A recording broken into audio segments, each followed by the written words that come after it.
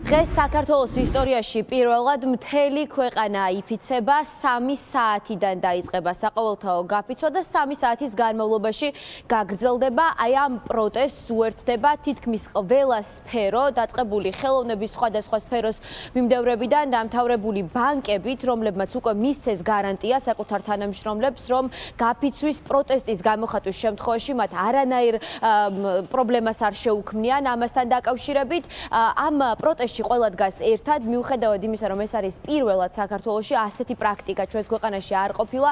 ადამიანები, ვინც მიიღეს გადაწყვეტილება, რომ საყოველთაო გაფიცვა მოეწყონ, ორი მთავარი მოთხოვნის გარშემო ერთიანდებიან. ეს არის ახალი არჩევნების ჩანიშვნა ქვეყანაში და პოლიტიკური პატიმრების გათავისუფლება.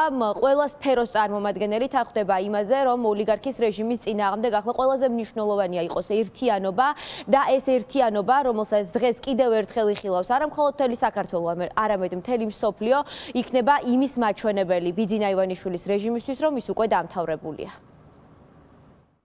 და ჩვენი ისტორიისათვის ეს არის ნამდვილად უჩვეულო გამოცდილება, ასეთი რამ არ მომხდარა საქართველოში არასდროს.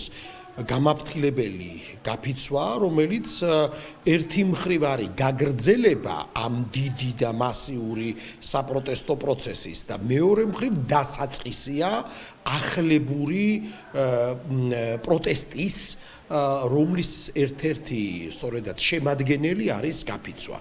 უამრავი ბიზნესი, უამრავი ადამიანი, მოქალაქე უერთდება ამ პროცესს, რომ კიდევ ერთხელ დავანახოთ უკვე ამ ფორმითაც რეჟიმს, რომ ის დასრულდა. გუშინ მზია ამაღლობელი დაემატა და არაერთი ადამიანი ემატება და ასე ვთქვათ 50-ზე გაცილებით მეტი ადამიანია სათვისაღოებში.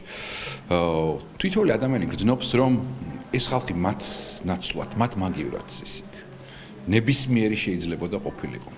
და რატომ? იმიტომ რომ რატომაც ისინი სხედან, ეს არის ერთადერთი იდეა, ეს არის საქართველოს თავისუფლება, საქართველოს ცივილიზაციური და ევროპული არჩევა. ეს არის საერთო სოლიდარობის გაფიცვის ფორმით დაანონსებული აქცია და სრულიად ახალი. მნიშვნელოვანია ის, რომ გუშინ ორმა დიდმა ბანკმა გააკეთა განცხადება, რომ ისინი პატივს სცემენ თავიანთ თანამშრომლების გამოხატვის თავისუფლებას, პროტესტის გამოხატვის თავისუფლებას. დამსაქმებელს და ყველა დასაქმებულს მოვუწოდებ. დაზარალდება ყველა აბსოლუტურად. ეს კრიზისი და ეს იზოლაცია მოიტანს უბედურებას ყველასთვის და განსაკუთრებით ბიზნესებისთვის. მათი ყველა ინვესტიცია და გეგმები წყალში ჩაიყრება. წინააღმდეგობაში ვართ, სოლიდარობა გვჭირდება, რომ ესე სათითაოდ ვერ დაგვიჭირონ და ვერ დაგვამარცხონ. 4 საათზე ნაკლები რჩება იქამდე, სანამ საქართველო გაიფიცება, უკვე დედაქალაქის მასშტაბით მსხვილი კომპანიების გარეთ გამოჩნდა საპროტესტო წარწერები, რომელიც მოუწოდებს ყველას, რომ გაიფიცონ. ეს არის გამაფრთხილებელი გაფიცვა.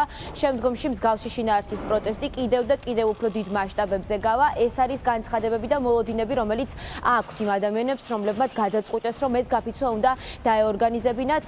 დღეს ყველა სფეროს წარმომადგენელი აპირებს საკუთარი ხმა რეჟიმს ამ ფორმით გააგონოს, გაიფიცოს და დააფიქსიროს კიდევ ერთხელ საკუთარი პოზიცია იმასთან დაკავშირებით, რაც ქვეყანაში ხდება. ეს არის პოლიტიკური პატიმრების რაოდენობის ყოველდღიური ზრდა და ახალი არჩევნების მოთხოვნა, რომელიც დღის წესრიგიდან არ ქრება.